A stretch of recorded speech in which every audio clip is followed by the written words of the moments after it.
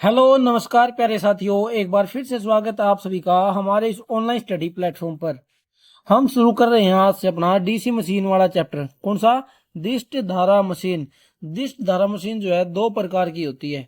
कौन सी? एक तो होती है डीसी मोटर होती है डीसी मशीन में, एक आता है डीसी मोटर, एक होता है डीसी मोटर, एक होता है डीसी जनरेटर।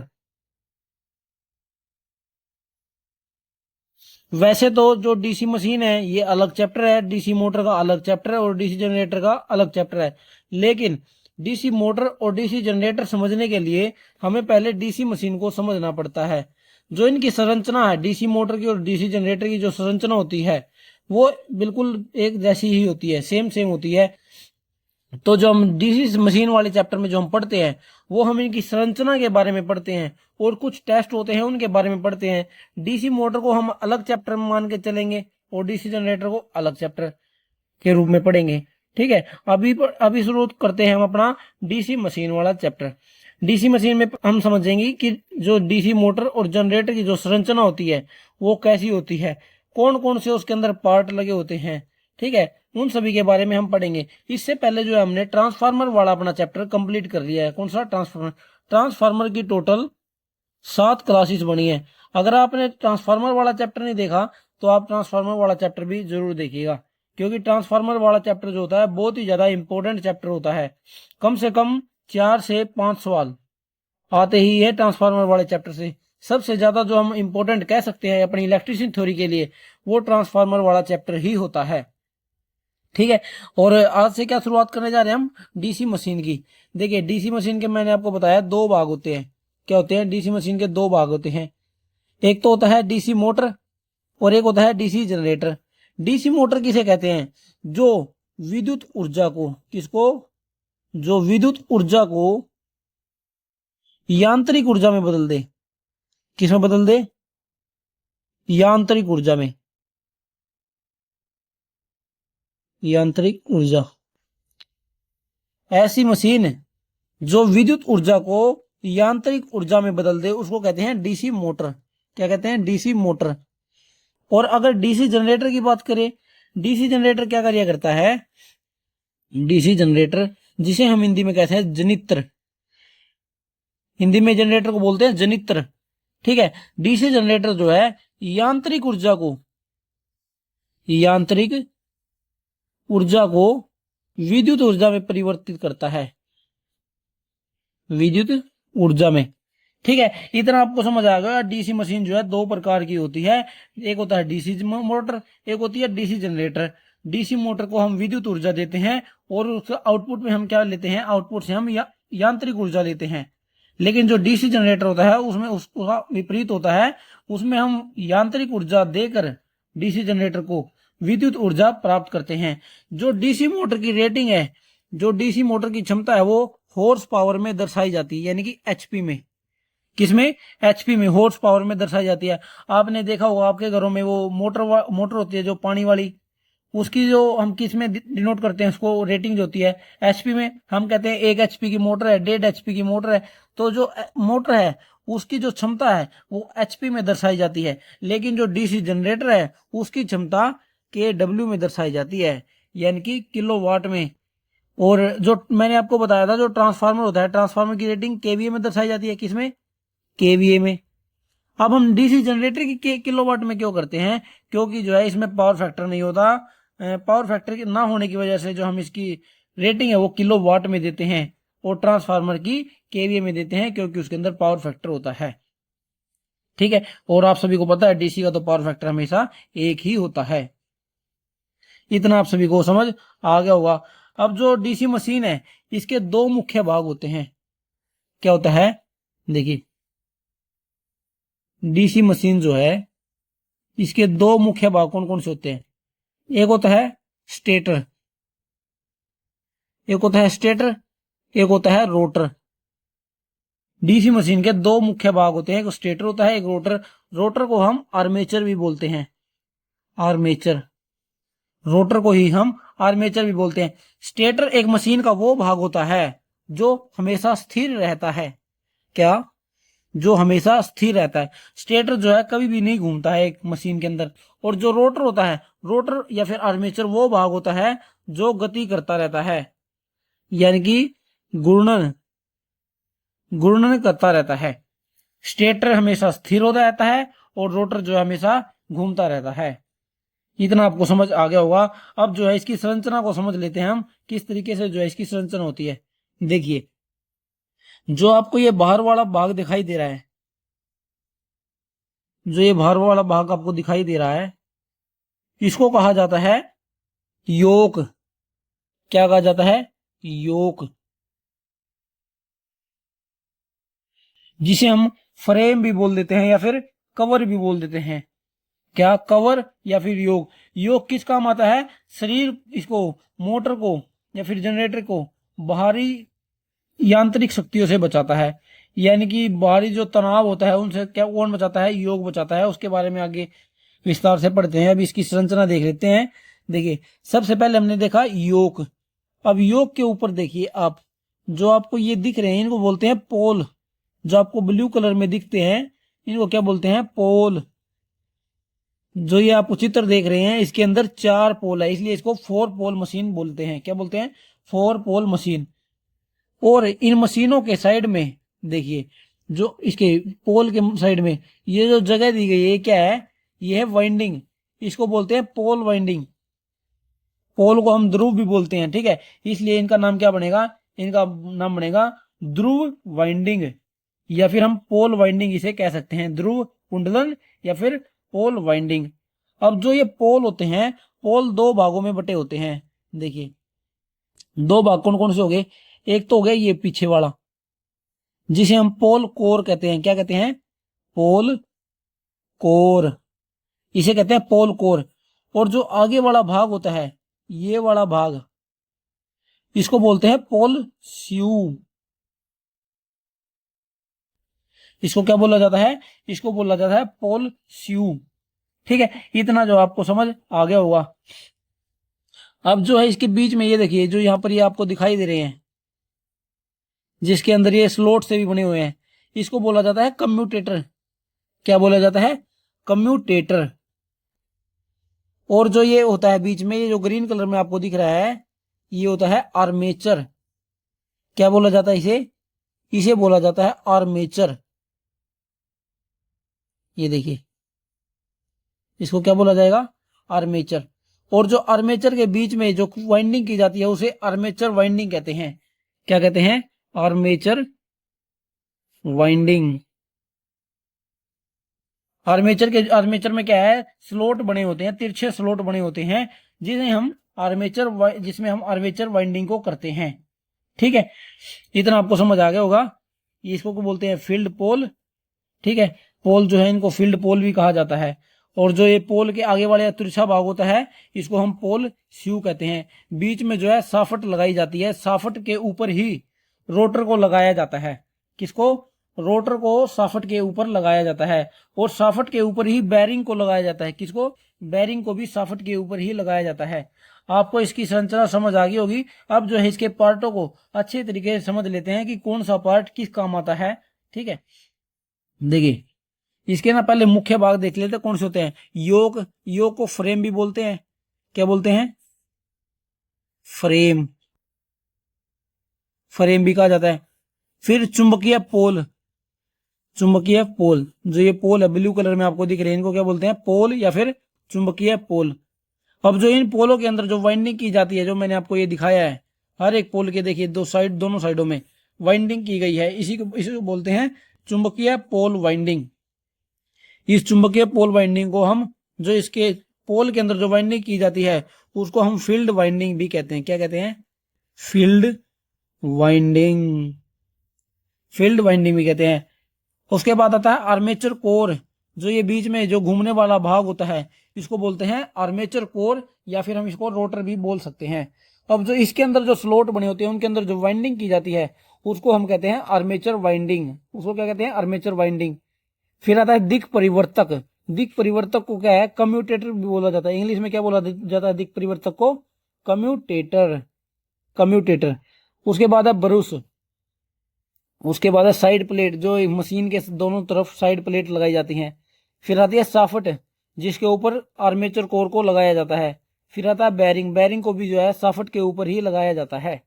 ठीक है, ये होते हैं इसके मुख्य भाग। अब इन सभी के बारे में विस्तार से पढ़ते हैं। सबसे पहले पढ़ेंगे योक को।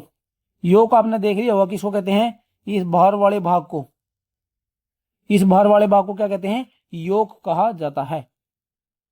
ठीक है, अब जो योक है ये मशीन का ना बाहरी हिस्सा होता है। क्या बाहरी हिस्सा होता है, जिसे हम कवर या फिर फ्रेम भी कह सकते हैं। ये किस आकार का होता है? खोखले बेलन जैसा।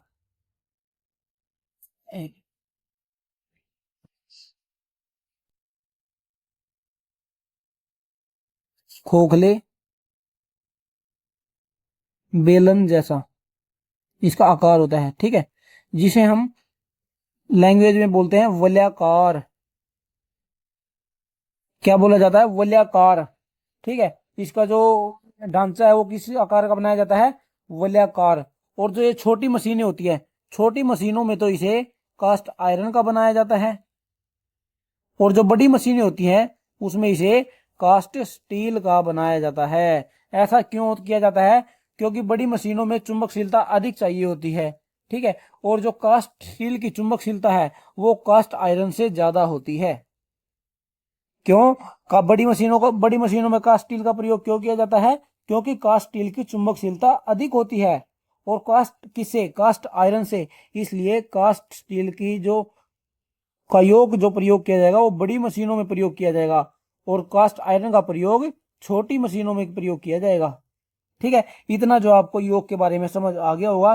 काम क्या होता है इसका? यांत्रिक सुरक्षा प्रदान करता है। क्या? यांत्रिक सुरक्षा। यांत्रिक सुरक्षा कौन प्रदान करता है? एक मशीन को योग प्रदान करता है। और क्या है? योग जो है ये चुंबकीय फ्लक्स को भी पथ प्रदान करता है। चुंबकीय फ्लक्स को, जो फ्लक्स पैदा करते हैं कौन? जो वाइंडिंग की गई है यहां पर, जो इन पोलों के ऊपर वाइंडिंग की गई है, ये वाइंडिंग क्या है? इसमें वो चुंबकीय फ्लक्स पैदा करती है। अब इस चुंबकीय फ्लक्स को जो ये यहां से होकर भी गुजरता है, यानी कि ये क्या है? ये चुंबकीय फ्लक्स को पथ भी प्रदान करता है। जब भी तो हमने इसको धातु को देखा कि कास्ट आयरन का बनाना है, कास्ट स्टील का बनाना है। ऐसा ही क्यों देखा?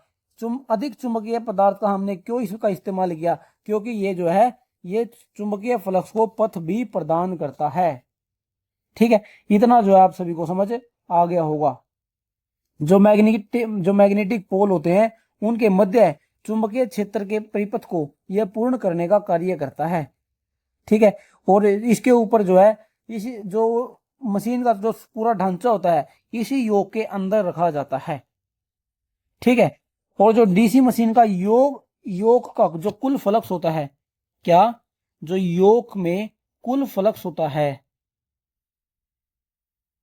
कुल फ्लक्स जो होता है वो आधा फ्लक्स वहन करता है। ठीक है, कुल फ्लक्स का जो है ना आधा फ्लक्स, जो एक मशीन है, जैसे जो एक डीसी मशीन होती है, डीसी मशीन के बाहर वाले पार्ट में, कौन से वाले में? देखिए, जो ये पोल होते हैं, जो ये पोल होते हैं, ये जितना फ्लक्स उत्पन्न करते हैं, ये जो पोल के अंदर वाइंडिंग रखी जाती है, ये वाइंडिंग जितना फ्लक्स उत्पन्न करती है, उस कुल फ्लक्स का आधा फ्लक्स जो है इस योग के अंदर से गुजरता है। इतनी बात आप सभी को ध्यान रखनी है। जो पोल के अंदर जो पोल वाइंडिंग फ्लक्स उत्पन्न करती है, उस टोटल फ्लक्स का आधा फ्लक्स जो है योग के अंदर से होकर गुजरता है। इंपॉर्टेंट पॉइंट है, याद रखना आप सभी को। ठीक है, अब इससे आगे चलते हैं हम पोल कोर पे, पोल पर। ठीक है, किस पर? Magnetic pole. मैग्नेटिक पोलों को दो भागों में बांटा गया है, एक होता है पोल कोर, एक को कहते हैं पोल स्यू। देखिए, जो ये ऊपर वाला भाग होता है इसको बोला जाता है पोल कोर। इसको क्या बोला जाता है? पोल कोर बोला जाता है।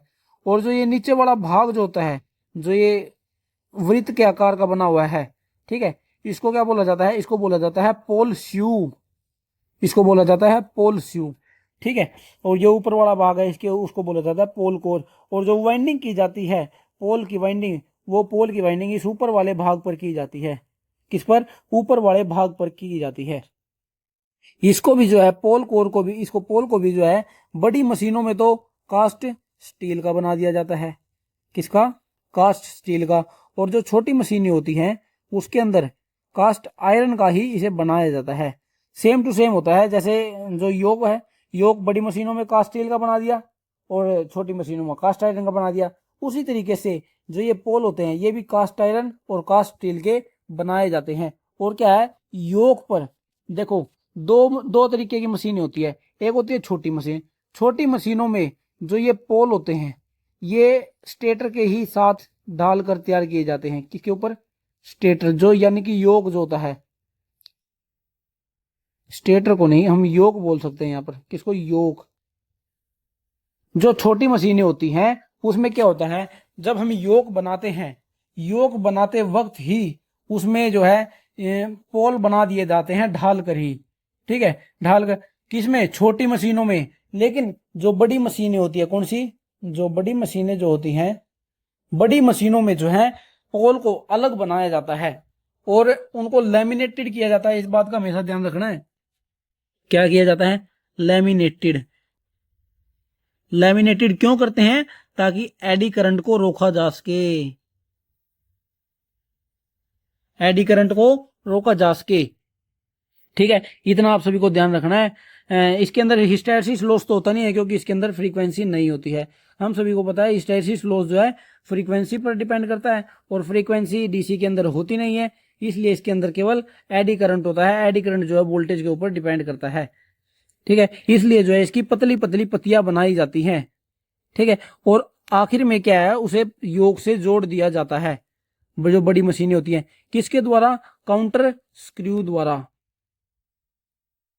Counter screw, counter. देखिए जो रिवेट, ये रिवेट आपको दिख रही है, इनको क्या कहा जाता है? रिवेट। इनके द्वारा जो है आपस में इनको जोड़ दिया जाता है। ठीक है, इतना जो आपको समझ आ गया होगा। और क्या है, लैमिनेटेड करके इनको बनाया जाता है। अब चुंबकीय पोल के जो क्रोड है उससे क्या है, ये चुंबकीय पोल जो है, जो पोल कोर होती है, ये चुंबकीय पोल का आंतरिक भाग कहलाता है। कौन सा? चुंबकीय जो पोल है, ये जो पूरा पोल है, इसमें एक दो भाग है, एक पोल कोर होता है, एक पोल स्यू होता है। जो पोल कोर होता है, पोल कोर को जो है पोल का आंतरिक भाग कहा जाता है। पोल कोर को पोल का आंतरिक भाग कहा जाता है। और जो वाइंडिंग है इसी के ऊपर की जाती है। वाइंडिंग जो होती है पोल के ऊपर, पोल कोर के ऊपर की जाती है। ठीक है, इतना आप सभी को ध्यान रखना है। और जो ये पोल स्यू होता है, पोल स्यू उस वाइंडिंग को सपोर्ट प्रदान करता है। सपोर्ट कैसे प्रदान करता है? वो जो है वाइंडिंग को नीचे की ओर नहीं आने देता है, क्योंकि नीचे का भाग चौड़ा बनाया जाता है। क्या? नीचे का भाग जो है चौड़ा बनाया जाता है। और ये नीचे का भाग जो चौड़ा बनाने का एक मुख्य कारण ये है कि जो फ्लक्स होता है, जो उत्पन्न फ्लक्स होता है, उत्पन्न फ्लक्स को आर्मेचर पर अच्छी तरह से लगाया जा सके, यानी कि पूरी उसकी परिधि पर लगाया जा सके। आप देखिए इस चित्र में, देखिए इसमें आपको अच्छी तरीके से समझ आएगा। देखिए जो फ्लक्स पैदा होगा वो फ्लक्स जो है आर्मेचर की पूरी परिधि पर लगाया जा सकता है। देखिए इस तरीके से आपको समझ आ गया होगा कि जो पोल है, पोल का आगे का भाग जो है ऐसे ये वृत्ताकार क्यों बनाया जाता है? ये जो है फ्लक्स को न्यून प्रतिष्ठम पथ प्रदान करता है। कौन सा? लो रिलक्टेंस, लो रिलक्टेंस, लो रिलक्टेंस पाथ प्रोवाइड करता है ये फ्लक्स को। ठीक है ना, लो रिलक्टेंस पथ। और ये आगे का भाग ऐसा क्यों बनाया जाता है वृत्ताकार? ताकि जो है पूरी परिधि, आर्मेचर की पूरी परिधि पर फ्लक्स को लगाया जा सके। इतना जो आप सभी को समझ आ गया होगा। ठीक है, अब जो इसी लीकेज फ्लक्स को भी कम करता है, जो आगे का भाग है एक, इसको लीकेज फ्लक्स को, लीकेज फ्लक्स को भी है कम करता है। किस तरीके से? देखिए इस चित्र में ही आप सब लेते हैं। देखिए अगर इसको पोल को सीधा ही ऐसे बना दिया जाता तो क्या है, फ्लक्स जो है इधर उधर जा सकता था, लेकिन इसको तिरछा बना दिया गया, ऐसे वृत्ताकार बना दिया गया ताकि जो फ्लक्स है वो इधर उधर ना जाकर सीधा आर्मेचर की वाइंडिंग को काटे। ठीक है ना, इसलिए जो है इसको तिरछा भी बनाया जाता है। और जो इसके ऊपर जो उत्तरी ध्रुव और दक्षिणी ध्रुव बनते हैं वो एकांतर क्रम में जुड़ मिलते हैं। किसमें? एकांतर क्रम में होते हैं। देखिए, एक जैसे ये ऊपर वाला नॉर्थ हो गया तो ये नीचे वाला साउथ हो गया, उससे आगे वाला नॉर्थ हो गया, उससे आगे वाला साउथ हो गया। इसमें जो है 4 पोल लगे हुए होते हैं। और जो एक डीसी मशीन है उसके अंदर 2 से कम पोल नहीं हो सकते। किसे? 2 से कम पोल नहीं हो सकते। ज्यादातर जो मशीनें होती है उनके अंदर 2 से 8 की संख्या रखी जाती है। कितने की? 2 से 8 पोल रखे जाते हैं। ठीक है, इतना आपको समझ आ गया होगा। जो पोलों की संख्या वो 2 से कम नहीं हो सकती, और ज्यादातर जो मशीनें होती हैं उनके अंदर 2 से 8 पोल रखे जाते हैं। और जो पोल है ये एकांतर क्रम में होते हैं, यानी कि पहला नॉर्थ बन गया तो अगला साउथ बनेगा, उससे अगला फिर नॉर्थ बन जाएगा, उससे अगला फिर साउथ बन जाएगा। अगर ये 6 होते फिर अगला नॉर्थ बनता, फिर अगला फिर साउथ बन जाता। ठीक है, इतना जो आप सभी को ध्यान रखना है। समझ आ गया होगा मैग्नेटिक पोल और मैग्नेटिक फ्यू क्या होता है। अब इसे हम आगे समझते हैं। मैग्नेटिक पोल वाइंडिंग, यानी कि पोल के ऊपर जो वाइंडिंग की जाती है उसको मैग्नेटिक पोल वाइंडिंग कहते हैं। इसको हम फील्ड वाइंडिंग भी कहते हैं। क्या कहते हैं? Field winding. फील्ड वाइंडिंग भी इसे कहते हैं। फील्ड वाइंडिंग भी है, 2-3 प्रकार की होती है। देखिए, जैसे पहले होती है सीरीज फील्ड वाइंडिंग, एक होती है संट फील्ड वाइंडिंग, ये पैरेलल प्रकार की वाइंडिंग होती है। ठीक है, इसके बाद एक होती है कंपाउंड वाइंडिंग। कंपाउंड जो है सीरीज और शंट से मिलकर बनती है। किसे? सीरीज और शंट वाइंडिंग से मिलकर कौन सी वाइंडिंग बनती है? कंपाउंड वाइंडिंग की बनती है। और जो ये वाइंडिंग है की कहां पर जाती है? ये वाइंडिंग की जाती है पोल कोर पर। पोल कोर। और जो पोल फ्यू होता है इसको जो है नीचे नीचे फिसलने से रोकता है। ठीक है, और इसका काम क्या है? इसका जो है उत्तेजन वाइंडिंग भी कहते हैं। क्या? उत्तेजन।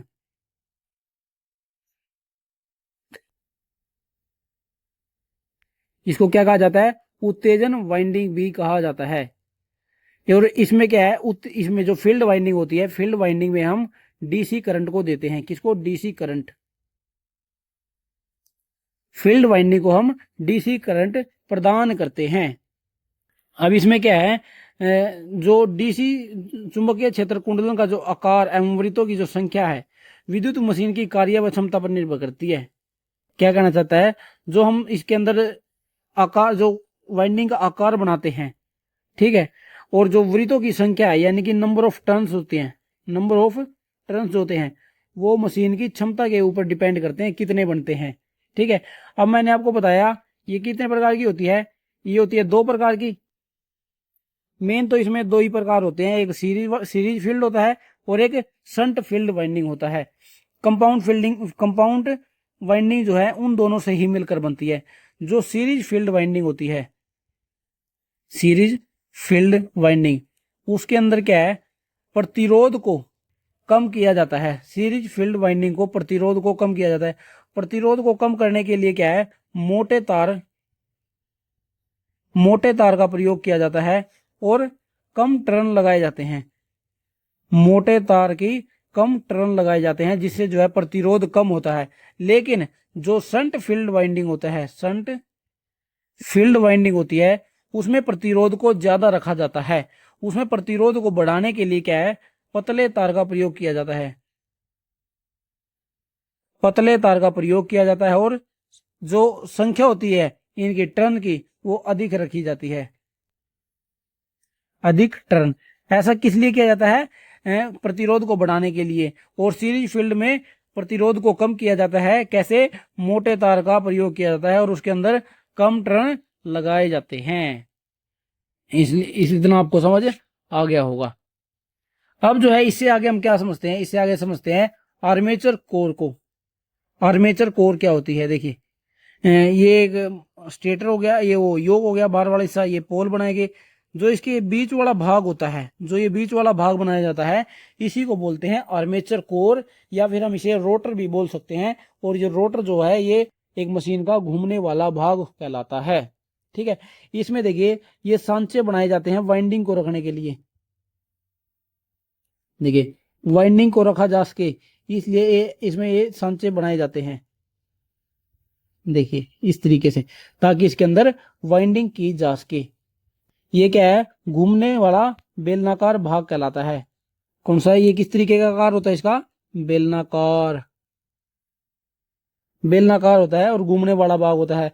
लेकिन जो अब इसके अंदर सिलिकॉन स्टील की पत्तियों का इस्तेमाल किया जाता है, किसका, सिलिकॉन स्टील का। और हम सभी को पता है सिलिकॉन स्टील का प्रयोग क्यों किया जाता है, हिस्टैरिसीस लॉस को कम करने के लिए। हिस्टैरिसीस लॉस को कम करने के लिए। अब आप कहेंगे, आपने तो अभी कहा था कि जो मैग्नेटिक पोल है वो तो बना दिया आपने स्टील के अंदर या फिर आयरन के अंदर, क्योंकि वहां पर हिस्टैरिसीस लॉस नहीं होता।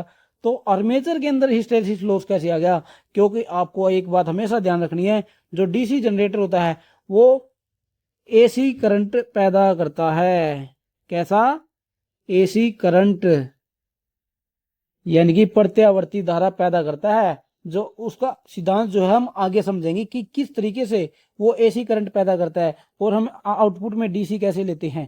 ठीक है ना, उसके बारे में हम अभी आगे ही पढ़ लेंगे। अभी जैसे ब्रूस वाला एक पार्ट आएगा, जो मैंने आपको बताया था, ब्रूस होती है जो कम्यूटेटर होता है, वहीं पर हम समझ लेंगे कि एसी को ये डीसी में बदलता है। ठीक है, लेकिन अभी आप ये ध्यान रखिए, जो रोटर होता है या फिर आर्मेचर कोर जो होता है वो सिलिकॉन स्टील की लैमिनेटेड पत्तियों से बनाया जाता है। लैमिनेटेड का प्रयोग क्यों किया जाता है, ताकि उसके अंदर एडी करंट लॉस ना हो। ठीक है ना, ठीक है दोस्तों, इतना जो आप सभी को समझ आ गया होगा। सांचे बनाए जाते हैं एक स्टेटर, इसके रोटर के ऊपर, क्या है, रोटर के ऊपर जो स्लॉट्स बनाए जाते हैं, रोटर के ऊपर जो स्लॉट्स बनाए जाते हैं, उन स्लॉट्स में आर्मेचर वाइंडिंग को रखा जाता है। और वो जो स्लॉट्स होते हैं वो उनको क्या बोला जाता है, उनको बोला जाता है सेमी क्लोज्ड। वो होते हैं सेमी क्लोज्ड टाइप के। क्या बोला जाता है उन्हें, सेमी क्लोज्ड। या फिर उन्हें और एक चीज और बोल सकते हैं, या फिर हिंदी में बोल सकते हैं अर्ध खुले। क्या बोल सकते हैं,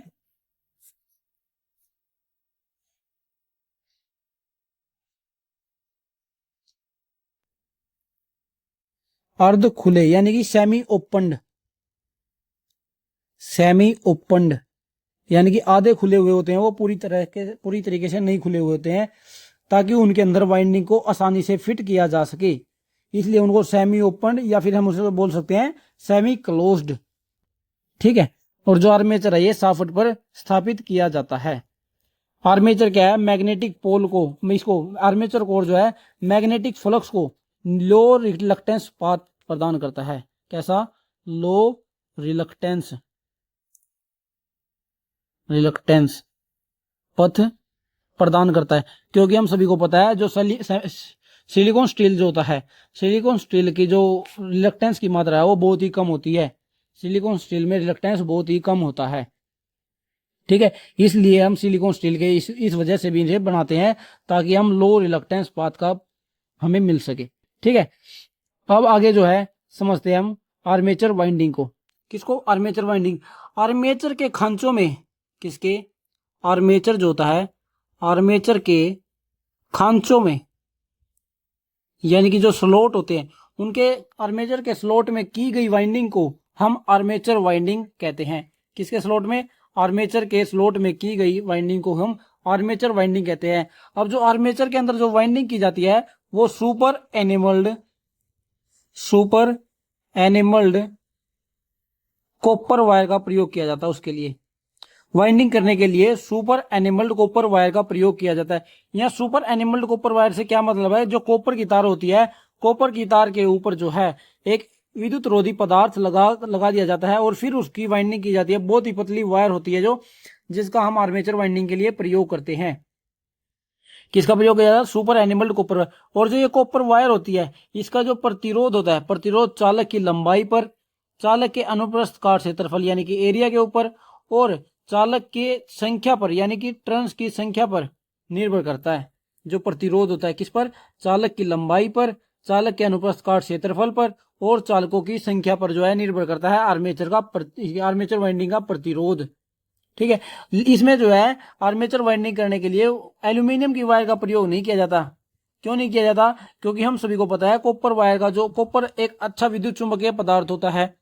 ठीक है, ये अच्छा चुंबकीय फ्लक्स उत्पन्न करता है और इसकी चालकता जो है एल्यूमिनियम से ज्यादा होती है कॉपर की चालकता। और जो एल्यूमिनियम की जो वाइंडिंग होती है वो जल्दी खराब भी हो जाती है, लेकिन कॉपर में ऐसा नहीं होता। कॉपर की वाइंडिंग जल्दी से खराब नहीं होती है। अब जो वाइंडिंग है वो या तो सीरीज में की जाती है, किसमें, सीरीज में, या फिर पैरेलल में। जो इसके पथ बनाए जाते हैं या तो वो सीरीज कनेक्शन में बनाए जाएंगे या फिर पैरेलल कनेक्शन में बनाए जाएंगे। अब जो आर्मेचर वाइंडिंग होती है, आर्मेचर वाइंडिंग जो है दो प्रकार की होती है। एक जिसको हम कहते हैं, एक तो होती है लैप वाइंडिंग, लैप वाइंडिंग, और एक होती है वेव वाइंडिंग, वेव वाइंडिंग। जो लैप वाइंडिंग होती है, लैप वाइंडिंग एक पैरेलल प्रकार की वाइंडिंग होती है। किस प्रकार की? पैरेलल की, पैरेलल प्रकार की वाइंडिंग होती है जो लैप वाइंडिंग होती है। और ये कहां पर इसका उपयोग वहां किया जाता है जहां पर अधिक करंट की जरूरत होती है, अधिक धारा और कम वोल्टेज के लिए, अधिक धारा और कम वोल्टेज के लिए जो है लैप वाइंडिंग का प्रयोग किया जाता है। अब आप सभी को पता रहना चाहिए अधिक धारा हमें किस चीज में चाहिए। मैंने आपको जब वाइंडिंग वाला चैप्टर, उसका सोल्डरिंग वाला चैप्टर जब पढ़ा रहा था, मैंने आपको वहां पर पढ़ाया था वेल्डिंग के बारे में। किसके बारे में? वेल्डिंग के बारे में। वेल्डिंग के समय मैंने आपको क्या कहा था कि जो वेल्डिंग है, वेल्डिंग के लिए कम वोल्टेज की आवश्यकता होती है लेकिन उच्च करंट की आवश्यकता होती है। उच्च करंट पर कम वोल्टेज की आवश्यकता होती है। इसलिए वेल्डिंग करते हुए जब हम जनरेटर का इस्तेमाल करते हैं उस जनरेटर में लैप वाइंडिंग की जाती है। इस बात का आपको ध्यान रखना है। क्यों की जाती है? क्योंकि लैप वाइंडिंग में अधिक धारा और कम वोल्टेज होती है, इसलिए हम वेल्डिंग में इसका लैप वाइंडिंग का प्रयोग करते हैं। और जो लैप वाइंडिंग होती है, लैप वाइंडिंग में समांतर पथों की संख्या पोल संख्या के बराबर होती है। क्या बोला मैंने? जो समांतर पथों की संख्या है, समांतर पथों की जो संख्या होगी वो किसके बराबर होगी? वो होगी पोल के बराबर। यानी कि जो मोटर में पोल प्रयोग किए जाते हैं, यानी कि ए बराबर होगा पी के। ए यहाँ पर समांतर पथों की संख्या को दर्शा रहा है और पी यहाँ पर पोल की संख्या को दर्शा रहा है। बहुत ही ज्यादा इंपॉर्टेंट है, बहुत ही ज्यादा इंपॉर्टेंट। एग्जाम में आया हुआ सवाल है कि लैप वाइंडिंग में समांतर पथों की संख्या किसके बराबर होती है? समांतर पथों की संख्या हमेशा पोल के बराबर होती है। याद रखना, लैप वाइंडिंग की बात कर रहा हूं मैं। और लैप वाइंडिंग कहां पर प्रयोग की जाती है? वेल्डिंग के लिए की जाती है, जहां पर अधिक धारा और कम वोल्टेज की आवश्यकता होती है। ठीक है, अब आगे समझते हैं वेव वाइंडिंग को। लैप वाइंडिंग तो हमने समझ ली। अब एक और किस प्रकार की वाइंडिंग होती है? Wave winding. एक होती है वेव वाइंडिंग। अब वेव वाइंडिंग जो है सीरीज प्रकार की वाइंडिंग होती है। किस प्रकार की? सीरीज प्रकार की। लैप वाइंडिंग तो एक पैरेलल प्रकार की वाइंडिंग है, लेकिन वेव वाइंडिंग जो होती है वो सीरीज प्रकार की वाइंडिंग होती है।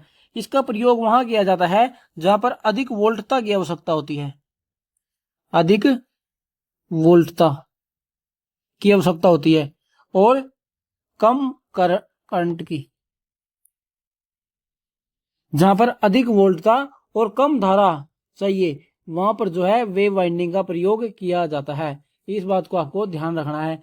ठीक है, और वेव वाइंडिंग में क्या है, जो इसकी समांतर पथों की संख्या है वो समांतर पथों की संख्या पोल का 2 गुना होता है। यानी कि पथों की संख्या जो है 2 होती है इसकी, समांतर पथों की संख्या 2। इसमें जो है पोल से हमारा कोई रिलेशन नहीं होता है। इसमें जो है समांतर पथों की संख्या 2 ही बनाई रखी जाती है। लेकिन जो वेव वाइंडिंग लैप वाइंडिंग होती है, लैप वाइंडिंग में समांतर पथों की संख्या पोल के बराबर होती है। लेकिन जब भी हम वेव वाइंडिंग की बात करेंगे, किसकी? वेव वाइंडिंग की बात करेंगे, वेव वाइंडिंग में समांतर पथों की संख्या केवल 2 ही रखी जाती है। लेकिन इसकी भी एक कंडीशन होती है। जो वेव वाइंडिंग होती है कई प्रकार की होती है, जैसे example simplex, simplex wave winding, जैसे एग्जांपल है इसका, सिंपलेक्स वेव वाइंडिंग होता है, उसी प्रकार से डुप्लेक्स डुप्लेक्स वेव वाइंडिंग होता है, उसी तरीके से ट्रिप्लेक्स ट्रिप्लेक्स वेव वाइंडिंग होता है। अब जो मैंने आपको बताया ये दो होगी जो समांतर पदों की संख्या, ये होगी सिंपलेक्स वेव वाइंडिंग में। किसमें? सिंपलेक्स वेव वाइंडिंग में। अब डुप्लेक्स में कितनी हो जाएगी? डुप्लेक्स में इसका 2 गुना हो जाएगी, यानी कि 2 गुना 2, समांतर पदों की संख्या होगी 4। डुप्लेक्स में कितनी होगी समांतर पदों की संख्या? 4 हो गई। ठीक है, जो मैंने ये बताया आपको कि इसमें वेव वाइंडिंग में 2 होगी, ये किसकी बताई? सिंपलेक्स वेव वाइंडिंग की। सिंपलेक्स वेव वाइंडिंग में समांतर पथों की संख्या 2 होती है। इस बात का आपको हमेशा ध्यान रखना है। ठीक है दोस्तों, आज की क्लास में हम इतना ही करते हैं। हमने क्या क्या पढ़ा आज की क्लास में कि जो संरचना होती है एक डीसी मशीन की, वो किस प्रकार की होती है, योग के बारे में हमने पढ़ा है, और पोल के बारे में हमने पढ़ा, मैग्नेटिक पोल की वाइंडिंग के बारे में पढ़ा है, आर्मेचर कोर के बारे में पढ़ा और आर्मेचर वाइंडिंग के बारे में पढ़ा। कल की क्लास में हम कम्यूटेटर के बारे में पढ़ लेंगे, और जो ब्रूस होती है उसके बारे में पढ़ लेंगे, और कार्बन ब्रूस भी होती है वो, और साफ्ट के बारे में और बेरिंग के बारे में पढ़ लेंगे। और कुछ टेस्ट होते हैं डीसी मशीन के, उन टेस्ट के बारे में भी कल पढ़ेंगे। आज की क्लास में हम इतना ही पढ़ते हैं दोस्तों। अगर आपको क्लास अच्छी लगी हो तो क्लास को लाइक करना। अगर आप पहली बार हमारे चैनल पर आए हो तो चैनल को सब्सक्राइब कर लेना। अगर आप हरियाणा LMS की तैयारी कर रहे हैं तो लगातार हमारी इस बैच से जुड़े रहिए, ताकि आने वाले हर एग्जाम में आपको इसकी हेल्प मिल सके। दोस्तों आज की क्लास में बस इतना ही, मिलते हैं नेक्स्ट क्लास में।